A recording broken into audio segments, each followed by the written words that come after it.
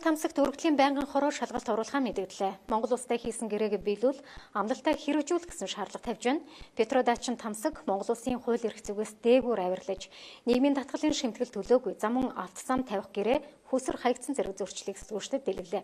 Ирэх пүрэв гарагт ажил хэсэг Дорнот аймагт ажиллах юм байна. Хуулиас дээгүүр зангарагтай Петрочанадачин Тамсгийн авир хэрээс хэтэрснийг баасан хүүгшин хэлж байна. Мэргэжлийн хяналтын ерөнхий газраас 560 сая төгрөгийн торгуул тавьсан ч барагдуулдаггүй. Нийгмийн даатгалын шимтгэлийн мөнгө 1 тэрбум 400 сая төгрөг төлөөгүй.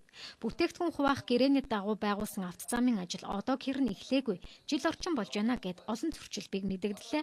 За 2013 оны 9 сард эхлэх байсан 215 км замын шорооч хөндөгдөөгүй гэд улсын гэрээг улантаа арчсан зөрчил олон бигдэлээ. Петрочанадачин Тамсгийн мэдээлэл газрын тосны 31 талбай орсон. За Монголын баялагт эзэн суусан тэдний үйл ажиллагаанд хямд тавихаар өргөдлийн байнгын хорооныхын эрх пүрэв гарагт Дорнотыг зархина.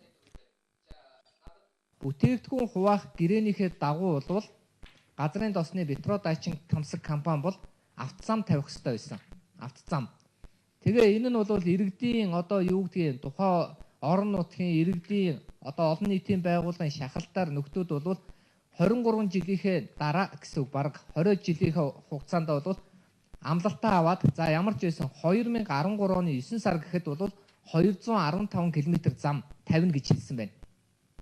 Гэтэл өнөөдөр хүртэл нэг ч зам тавиагүй. 20 км хучилт хийсэн замаас өөр одоо ерөнхийдөө тавиагүй нэ гэж мэдээлэл ирээд байна. Тэгэхээр бид нэр энэ дөрөвд өдөр очиж шалганаа. За ингээд ерөнхийдөө энэ шалгалт бол маш хүндрэлтэй явж байгаа гэдгийг би сэтгүүлчдэд хэлмээр байна. За яагаад хүндрэлтэй явж байгаа гэхээр энэ бол ерөөсөө энэ улс төрчдийн лоббийн нөлөөлөл ордог юм уу гэдэг хардлага байгаа. Өөрөөр хэлэх юм бол шалгалтын явцад одоо ажиллах ёстой төрийн байгууллагууд дэмжлэг тусцаагаа ерөөсөө үзүүлэхгүй байна. Тухайлбал авилгалтай тэмцэх газрыг би энэ онцолж хэлмээр байна. Яагаад тэгэхээр манай ажлын хэсгийн бүрэлдэхүүнд авилгалтай тэмцэх газрынхан орсон.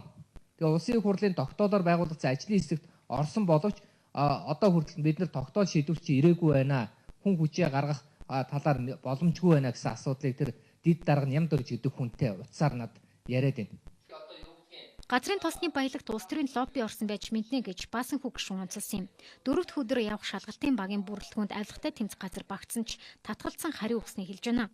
Өргөдлийн байнгын хороонд улсын хурал дахь шудраг ёсны эслийн бүлгээс мөн Дубайн гэрээний асуудлаар нийтдээ сонсгол авахыг хүссэн байна. Үүнийг ажлын хэсэг судалж байгаа гэсэн хариулт өгсөн юм. За мөн тэтгэврийн зээлийн хүүг багасгах тухай 5000 гаруй хамтын өргөдлийг хүн ам хөгжил нийгмийн хамгаалал ямд шилжүүлж судалгаа хийж байгааг мэдээллээ.